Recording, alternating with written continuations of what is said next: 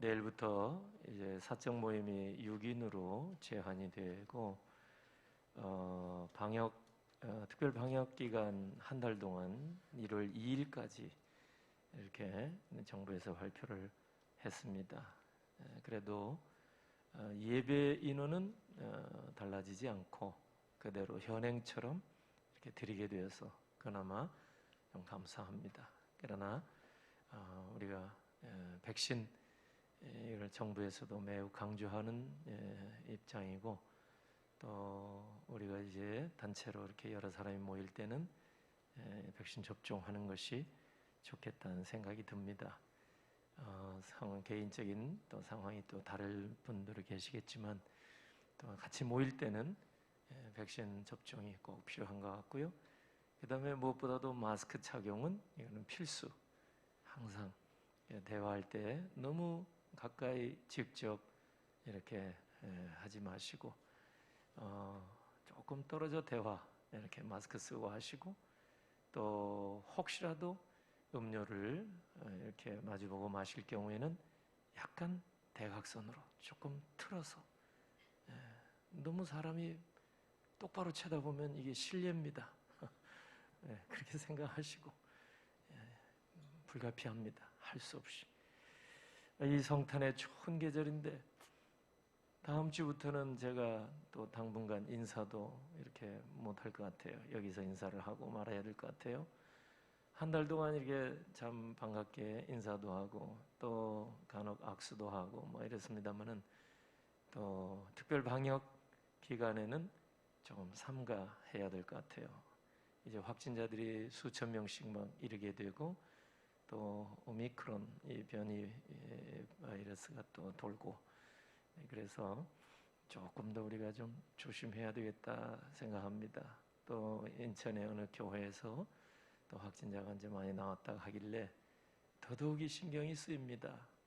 이 하나 교회에서 발생하면은 이게 뭐 대대적으로 온 나라가 막 여기 다 이제 말하기 때문에 우리가 조금 더 조심해야 되겠다는 생각을 갖습니다. 이 성탄의 계절이고 정말 이제 대림절, 강림절 기간이기도 하고 주의 탄생을 기다리는 마음으로 성탄절을 우리가 앞서 준비하는 가운데 있는데, 오늘이 이제 대림절, 강림절 2주차죠. 촛불을 밝힌다면은 한 강대상에 2개 정도 밝히는 날입니다. 오늘이 그것은 교회력을 꼭 지키는 교회에서나 볼 수 있는 제 모습이기도 합니다. 근데 예수님의 탄생은 갑작스럽게 된 게 아니죠. 오래전부터, 아니 거슬러 올라가서 창세기 3장 15절에부터 예고가 된 사실입니다. 전혀 들어보지 않았어요? 제가 지금 설교를 시작할 때는 되게 살살하죠. 그래서 그저께 어떤 집사님 만나서 말씀 들어보니까 저한테 솔직하게 이 얘기를 하시는데, 예배 시간 10분, 20분까지는 괜찮은데 20분 정도 넘어가다 보면은 이 졸음이 아주 쏟아지게 온대요, 그 집사님이. 그래서 나보고 양해하라고, 그래서 푹 주무시라고 그랬어요. 뭐 교회에서 얼마나 마음이 기쁘고 편안하면, 내 집 같으면 긴장이 싹 다 녹아버리고 목사님 말씀도 살살 하니까 자장가 같고 그래서 방송실에서 알고 지난 금요일 날은 막 볼륨을 높였대요. 어째 그렇게 소리가 세게 나오는가 싶었더니 조는 분 없도록 볼륨을 상당히 높였대요. 근데 여기서는 살살 해도 이제 알아서 다 방송실에서 조정할 것 같아요. 뭐 주무셔도 예배 1시간 또 우리가 하나님 앞에 드리고 조라도 드리고, 근데 가급적이면 맨정신에 하나님 앞에 예배 드릴 수 있다면 우리 하나님 더 기뻐 받으실 줄로 믿습니다. 확실히 아멘이 좀 늘어났어요. 지난주 오후에 아멘 설교하고 나서 예수님의 탄생 예고는 이미 선지자들을 통해서 하나님의 종들을 통해서 오래전부터 심지어 창세기 3장 15절부터 예고가 되어 있는 사안이에요.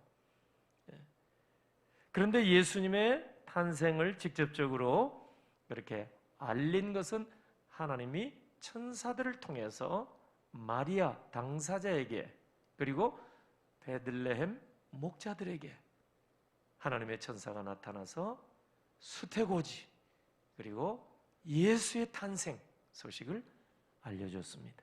누가복음 1장 31절을 보니까 천사 가브리엘이 마리아에게 이제 찾아가서 보라, 네가 잉태하여 아들을 낳으리니 그 이름을 예수라 하라. 이름까지 가르쳐 주었어요. 마리아에게. 누가복음 2장에 보면은 10절 11절에 또 천사가 베들레헴 목자들에게 나타나서 예수 그리스도의 탄생 소식을 전해 주셨습니다. 천사가 이르되 무서워 말라. 보라, 내가 온 백성에게 미칠 큰 기쁨의 좋은 소식을 너희에게 전하노라. 오늘 다윗의 동네에 너희를 위하여 구주가 나셨으니 곧 그리스도 주시니라. 이 천사를 통해서 하나님께서 예수 탄생에 대한 소식을 전달해 주었습니다. 근데 오늘 본문 마태복음 1장 18절에서 23절 보니까 또 천사가 나타났는데 요셉에게 나타났어요. 현몽했어요. 꿈속에 천사가 나타났어요. 그러니까 일반 꿈꿨다라고 꼭 말할 수는 없어요. 구약시대 하나님께서 당신의 뜻을 보여주는 방법이 뭐냐면 꿈, 환상, 계시입니다. 지금 마태복음 1장이지만 이게 구약의 마지막 장면이에요. 예수 그리스도의 탄생과 더불어 신약시대가 열리잖아요. 이거 구약의 맨 마지막이에요. 어찌 보면 꿈, 계시, 환상으로 하나님의 뜻을 보여주는데 가브리엘이 현몽, 꿈에 나타난 거예요. 요셉이 이제 여러 가지 생각이 많은 사람 같아요. 그래서 요셉이 이제 정혼을 한 상태에서 자기 아내가 되는 마리아가 잉태를 했다 말이에요. 이거 보통 일이 아니죠? 이거 무슨 불륜인가? 아니면 요셉이 정혼은 했지만은 아직 같이 살지는 않은 상태. 참 희한하죠? 우리나라도 이런 법이 없어요. 약혼과 결혼이죠. 이 약혼은 아직 결혼하는 게 아니에요. 약혼은 법적인 효력이 없어요. 부부로서. 그렇지만 희한하게 유대인의 관례에 따르면 유대인들이 정혼을 하는 거예요. 정혼. 여기 정혼이라고 그랬죠. 결혼을 정한 거예요. 우리의 약혼하고 달라요. 근데 결혼은 한 1년쯤 지나고 나서 함께 이제 사는 거예요. 그렇지만 여기도 남편, 아내라고 분명히 밝힙니다. 유대 사회에서는 이게 법입니다. 정혼을 했어요. 결혼하기로 작정해서 결정했어요. 양가 다 허락을 했어요. 그럼 부부예요. 남편, 아내예요. 법적으로도. 그런데 마리아가 지금 결혼 이전인데 정혼은 했지만은 같이 살기 전인데 아이를 가졌다? 그럼 돌로 쳐서 죽일 사안입니다, 이게. 그러면 이게 좋냐고요? 당사자는 죽어 마땅하지요? 요셉은 어떻게 되겠어요? 낙인이 찍히고, 이거 뭐 골치 아파요. 어떻게 생각하다가 가만 끊고자 해. 뭐요? 이혼 증서로 이혼하려고 했다. 이 말이죠, 요셉이. 모세 율법에 따라서. 근데 꿈에 하나님의 사자가 나타나서 말씀하는 거예요. 이 일을 생각할 때 20절 오늘 보면 이 일을 생각할 때 얼마나 골치 아파요. 주의 사자가 현몽하여 이르되 다윗의 자손 요셉아 내 아내라고 하잖아요. 내 아내 마리아 데려오기를 무서워하지 말라. 그에게 잉태된 자는 성령으로 된 것이라. 어디 가서 다른 외간 남자 만난 게 아니고 성령으로 잉태된 것이라. 하나님의 사자가 요셉에게 분명한 말씀을 전해 주었습니다. 그래서 누가복음 1장에서는 마리아에게 수태고지 해주었죠. 누가복음 2장에서는 베들레헴 목자들에게 하나님께서 천사를 통해서 예수의 탄생의 소식을 전해 주었죠. 지금 마태복음 오늘 본문 1장에 와서 보면은 요셉에게도 예수의 탄생 소식을 말씀해 주셨어요. 근데 많은 사람들이 성도들 가운데 성탄 때마다 얼마나 많이 이런 이야기를 들어요? 예수님의 탄생 이야기를. 그런데 대부분이 마리아에게 가브리엘이 나타나서 이 얘기 들려준 거, 이걸 잘 알아요. 베들레헴 목자들에게 천사가 나타나서 아까 두 구절 말씀드렸죠? 이 말씀을 너무나 잘 알아요. 옛날에 새벽송 돌 때 그 말씀들을 막 가정마다 선포하고 막 그랬잖아요. 너무나 익숙한 거예요. 그런데 예수의 탄생 소식은 마리아의 남편들은 요셉에게도 주셨다는 사실. 사람들이 이걸 많이 간과할 수 있어요. 놓칠 수 있어요. 하나님은 마리아에게도 이제 아들을 낳을 것이다. 근데 그 이름을 뭐라고요? 예수라 하라. 누가복음 1장 31절에 나오고, 또 여기 마태복음에도 보면은 요셉에게도 나타나서 21절에 분명히 이야기를 하는데 21절 아들을 낳으리니 이름을 예수라 하라. 그러니까 마리아에게도 요셉에게도 이제 아들을 낳게 되는데 이름을 예수라 하라. 예수 이름까지 가르쳐 주셨어요. 그건 뭐 마리아에게나 요셉에게나 동일하게.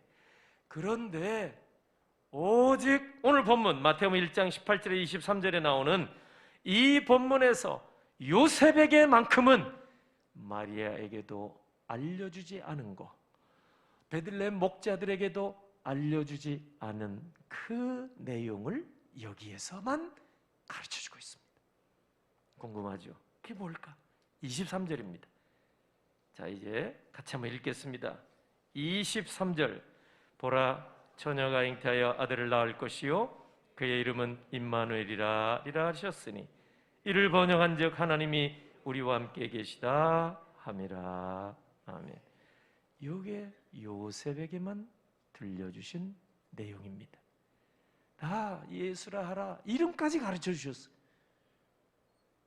성령으로 잉태됐다 다 말씀하셨지만 요셉에게, 이 요셉에게 마태복음 1장에서 이제 예수의 탄생 소식을 말씀하시는데 여기 보면은 다윗의 자손 요셉아 20절에서 하나님의 사자가 그렇게 불렀어요.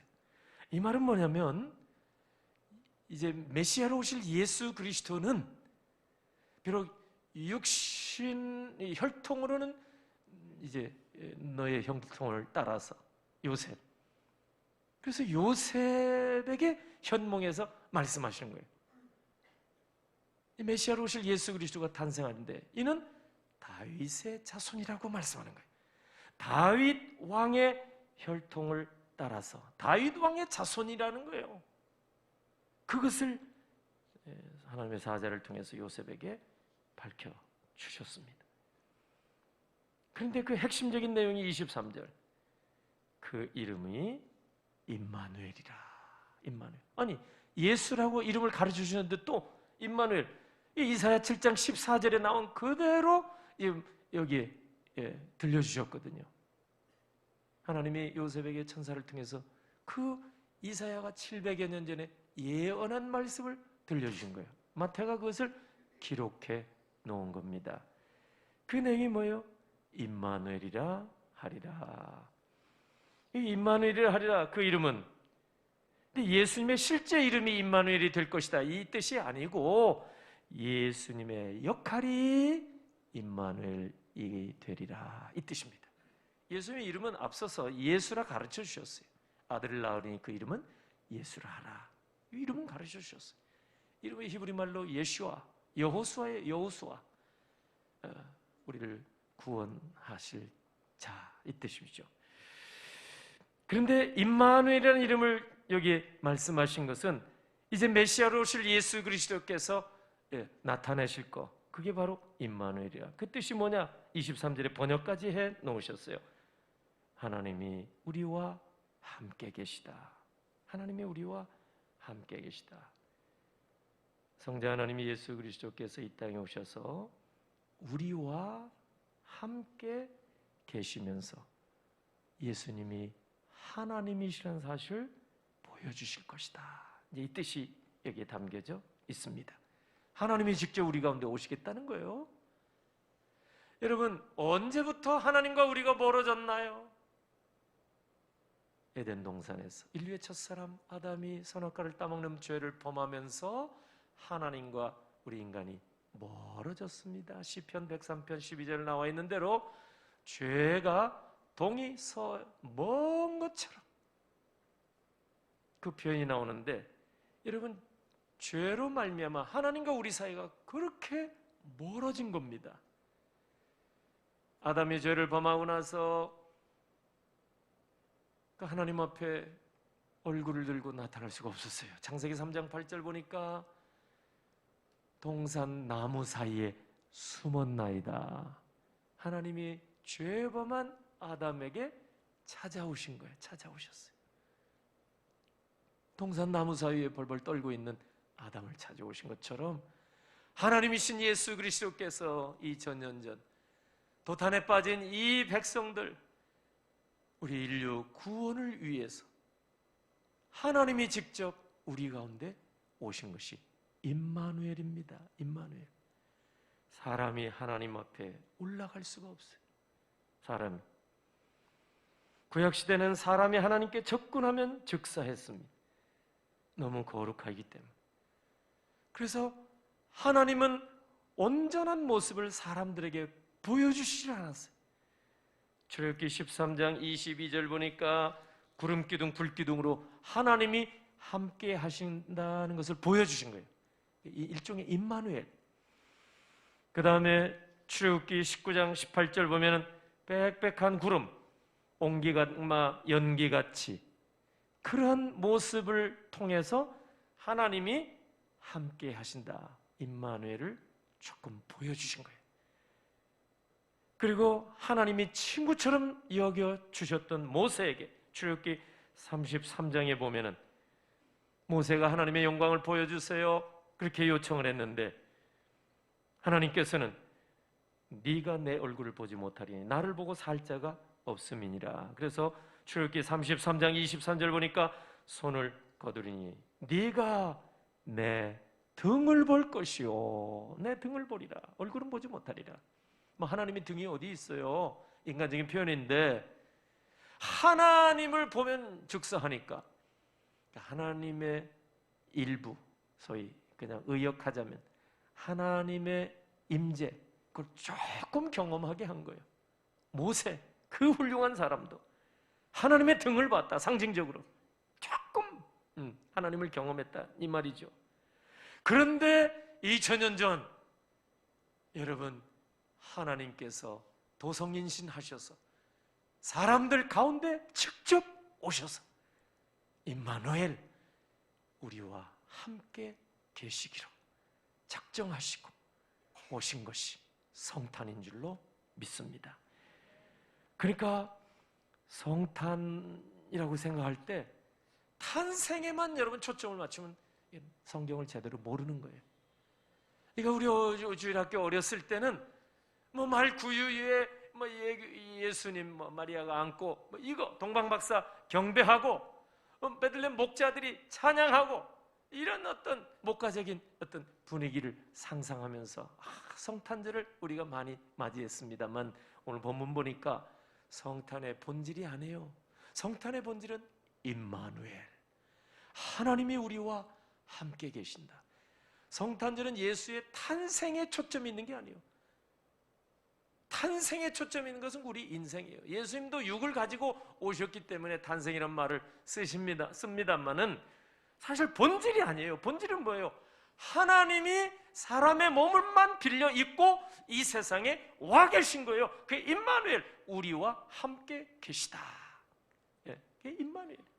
그러니까 여러분, 우리가 성경을 조금 이제 밖에 모른다면은 예수님이 탄생하시고 요셉과 마리아 사이에서 물론 성령으로 이렇게 잉태하셨지만 그 부모님 사이에 태어나셔서 30년 동안 이렇게 사시고 목수일도 하시고 갈릴리 해변을 거니시고 이렇게 제자들 부르시고 뭐 이런 소위 그게 역사적인 예수, 어떻게 보면 인간적인 모습의 예수. 그것만 생각하면 여러분 성경의 일부만 여러분이 알고 계시는 게 증거입니다. 고린도서 5장 16절 이하 보면 우리가 예수 그리스도를 육체로 오신 예수 그리스도만 알았는데 이제는 그렇게 알지 아니하노라, 그렇게 고백하잖아요. 여러분 복음서에서 나온 예수만 믿으면 그럼 예수의 전부가 아니라 그 말이에요. 바울 서신을 통해서도 예수님이 여전히 우리와 함께 계시는 임마누엘, 마태복음 28장 20절에 보라 세상 끝날까지 항상 내가 너희와 함께 있겠노라 약속하신 그 주님이 여러분 승천하셨지만은, 부활 승천하셨지만은 예수님이 약속대로 내가 또 다른 보혜사 성령을 너희에게 보내주마, 그 예수님과 동일하신 그분이 우리 가운데 오셔서 언제나 지금도 함께하고 계신 줄 믿습니다. 성탄의 계절에 이것을 우리가 놓쳐서는 안 돼. 이게 성탄의 본질이에요. 임마누엘이 본질이에요. 탄생이 본질이 아니에요. 탄생이 아니에요. 알고 보면 예수님은 하나님이신데 이 땅에 그냥 오신 거예요. 탄생이라는 과정을 그냥 밟으신 거예요. 사람의 몸을 입고 이 땅에 오신 거지 그냥 우리처럼 탄생 그 자체가 본질이 아니란 말이에요. 그거는 사람의 몸을 입고 우리 가운데 계셔야 되니까, 그 사람의 몸을 입지 아니하고 우리가 다 죽어요. 주님을 만나면 하나님이 너무 거룩하기 때문에 우리는 즉사한다 그 말이에요. 이걸 아시는 하나님이 당신 자신을 낮추고 사람의 몸을 입고 2000년 전 이 땅에 사람들 가운데 사람들 속에 들어오신 것이 성탄입니다. 이게 본질입니다. 이거를 놓치지 마세요. 교회 밖에 사람들이야 캐롤 듣고, 이번에는 50제곱미터 미만은 성탄 캐롤 들을 수 있대요. 틀어놓고 카피라이트 그거를 안 내도, 돈 안 내도, 사용 안 내도 그 50제곱미터면 한 10몇 평짜리 가게에서는 그 성탄 캐롤 다 틀어도 된다고 뉴스에서 봤습니다. 예전에 왜 거리마다 뭐 노래도 나오고 캐롤도 나오고 왜 이게 갑자기 몇 년 전부터 없어졌느냐? 이게 사실은 다 이게 뭐예요? 카피라이트, 이게 뭐라 그래요? 이것 때문에, 응? 이 뭐예요? 저작권. 이것 때문에 노래도 못 불러요. 미국 가면 찬송가도 못 불러요. 이 찬송가 누가 작곡했는데 그 사람이 돈 내야 불러요. 성경 우리 지금 마음대로 읽는 것 같지만 대한성서공에서 이거 허락을 해줘야 읽는 거예요. 이거 돈 내고 읽는 거예요. 저작권료를 다 내야 되는 거예요. 이제 그냥 허락을 해줘서 예배용으로 사용하라 이렇게 이제 인정을 해줘서 우리가 돈을 지금은 안 내지만, 사실은 뭐 학자들이 연구하면서 성경을 대한성서공에서 번역한 거네요. 이거 지금 개역 개정판이에요. 이거를 인용하면 그대로 인용하면 돈 내야 돼요. 아이고야, 기독교가 중동에서 발생해서 어떤 분이 그런 얘기를 했어요. 유럽에 가서 기독교의 거대한 문화를 형성하고 크리스천덤 왕국을 형성하고 기독교 왕국, 미국으로 건너와서는 거대한 비즈니스가 됐다. 그래가지고 성경 읽을 때도 돈 내야 돼요. 찬송할 때도 돈 내야 돼요. 우리나라도 저작권협회에서 이 저작권협회에서 연락이 와요. 우리 교회도 공문이 와요. 돈 내시오. 1년 동안 찬송 열심히 불러주지 않았냐 말이에요. 여러분 유튜브에 찬송가 우리가 부르는 거 그냥 마음대로 뛰면은요 다 이게 걸립니다. 끝까지 다 못 불러요 원래. 그러니까 이제 예배 때 부르는 것까지는 이제 교단에서 알아서 하시겠지만, 그렇지 않으면 이게 다 저작권법에 저촉이 됩니다. 그러니 이게 참 주님이 이렇게 하셨나. 근데 이게 참 그렇습니다. 하여튼 뭐 그건 본질이 아니고 오늘 말씀드리는 핵심은 23절. 임마누엘, 하나님이 우리와 함께 계시다. 이게 성탄의 본질입니다. 하나님이 직접 우리 가운데 오셨다는 거예요. 죄에 빠진 인류를 구원해내기 위해서 하나님은 다른 대리인을 보내주지 않았습니다. 그는 세상에서 볼 수 있는 일이에요. 여러분, 다른 사람을 보내서 이렇게 구원 작업을 해라, 그렇게 하지 않았습니다. 수많은 선지자를 통해서 구세주의 탄생을 예언하시고 수많은 주의 종들을 통해서 메시아의 탄생을 예고해 주셨습니다. 그러나 죄에 빠진 인류를 구원해내시기 위해서 하나님은 다른 누구의 위임장 써주신 적이 없어요. 하나님의 구세주로 직접 이 땅에 내려오신 것입니다. 그것이 성탄의 본질입니다. 탄생의 본질이 아닙니다. 오심이 본질입니다. 그래서 그의 이름을 임마누엘이라 이렇게 말씀하신 것입니다. 하나님이 우리와 함께 계시다. 그래서 하나님이 직접 우리 가운데 들어오셔서 택한 자들을 불러내 주시는 게 구원입니다. 예수께서 부활 승천하신 후에는 또 성령님이 우리 가운데 오셔서 택한 자들을 불러주십니다. 그게 구원이에요. 왜 하나님이 인류 구원을 위해서 이 땅에 불꽃을 보내시거나 폭풍, 회리바람, 돌풍을 보내주시지 아니하시고 사람의 몸을 입고 직접 오셨을까? 왜 어린 아기로 탄생을 하셨을까? 하나님이 직접 강림하셔도 되는데 그거는 재림 때입니다. 마지막 심판 때는 그렇게 하십니다. 심판하실 때는 그렇게 할 겁니다. 직접. 모든 사람이 다 보리라 그랬어요. 찌른 자도 보리라. 그런데 2000년 전 예수 그리스도의 초림 처음 오셨을 때는 예수님이 세상을 심판하려 하심이 아니라 인류를 구원하기 위해서 예수님은 인류에 지은 모든 죄값을 다 짊어지고 십자가의 희생 제물 되어주기 위해서, 다시 말씀드려서 당신 자신이 직접 심판을 받기 위해서 사람의 몸을 입고 오신 거예요. 불꽃이 심판받겠어요? 돌풍이 심판받겠어요? 그래서 어린 아기의 모습으로 오셔서, 사람의 모습으로 오셔서 33년 이 세상에 계셨던 거예요. 왜요? 심판받으시기 위해서. 그래서 예수님의 행적을 보면 한 번도 웃으신 적이 없어요. 어떤 화가가 예수님의 반대수하는 모습을 그린 것뿐이에요. 예수님은 웃은 적 없어요. 성경에서 제일 짧은 구절이 요한복음 11장 49절. Jesus wept. 예수께서 우셨다. 나사로의 죽음을 보시고 통곡하셨어요. 성경에서 제일 짧은 구절이에요. 무슨 말씀이에요? 예수님이 우셨다는 거예요. 히브리서에 보면 예수님은 이 땅에 계실 때 심한 통곡과 눈물로 하나님 앞에 간구할 것을 아뢰었는데 다 들으심을 받았다, 응답을 받았다, 그렇게 증거합니다. 예수님이 이 땅에 오셔서 한 번도 웃으신 적이, 태어나면서부터 인류를 위해서 당신 자신은 희생의 제물, 심판받기 위해 오셨기 때문에.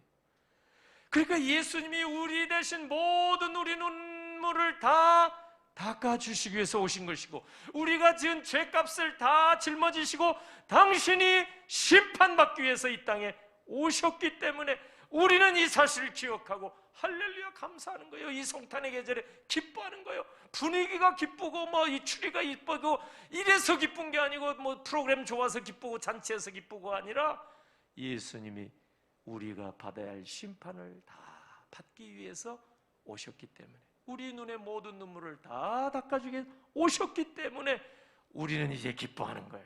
그런데도 불구하고 성도들이 이 성탄의 계절에 서글픈 빛을 띠고, 여러분, 예수님 십자가 달려 돌아가신 이후에 낙향한 제자들이 엠마오길 가면서 서글픈 모습을 하고 간 것처럼 우리가 그런 모습으로 성탄절을 맞이하면은 여러분, 세상이 비웃게 되는 거예요. 코로나 상황에도 우리가 기뻐하는 모습을 보여줘야 돼. 이게 소망이 되는 거예요. 세상의 소망이에요. 이것이 예수님이 우리 대신 심판을 받기 위해서 사람이 되셨다, 이 말이에요. 사람의 몸으로 오셨다.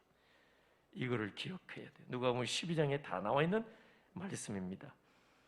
오늘 이 아침에 성탄의 본질은 예수님의 탄생 자체에 있는 게 아니고, 왜냐하면 예수님은 사람의 몸만 빌려서 오셨기 때문에 오신 거예요. 그것은 임마누엘의 성탄의 본질이 있다는 거예요. 임마누엘, 하나님이 우리와 함께 계시다. 이 때문에 예수님이 탄생하시고 탄생이란 과정을 통해서 이 땅에 오신 것입니다. 이 사실을 기억하시고 이번에 맞는 성탄절은 어떤 해보다 어느 때보다 의미 있는 성탄이 되어서 참된 기쁨으로 맞이하시기를 주 예수 그리스도의 이름으로 축원합니다. 아멘. 기도하겠습니다. 할렐루야. 하나님 아버지 은혜를 감사합니다.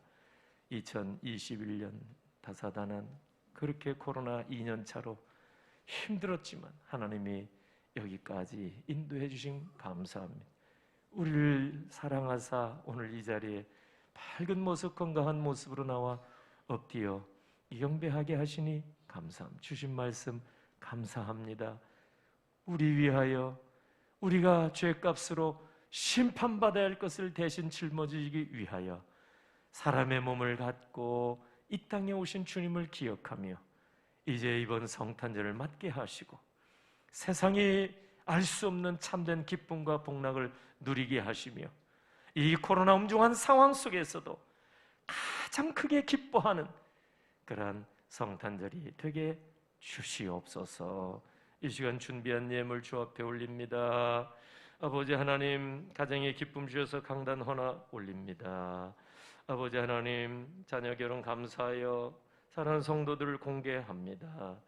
오늘 다음 세대를 품고 기도하며 건축 예물로 영광 올려드립니다. 11조 감사 구별된 예물 하나님 앞에 올립니다. 손길들 위에 은혜와 복을 주시되 오늘 예비하신 풍성한 것으로 그 손길마다 넘치도록 부으시고 채워 주시옵소서. 환난 중에 고난 중에 고통 중에 질병 중에 오직 주를 바라보며 소망의 주님을 바라보며 기도하는 사랑하는 주의 권속들을 다 찾아 주시옵소서. 축복하옵고 예수님의 이름으로 기도하옵나이다. 아멘.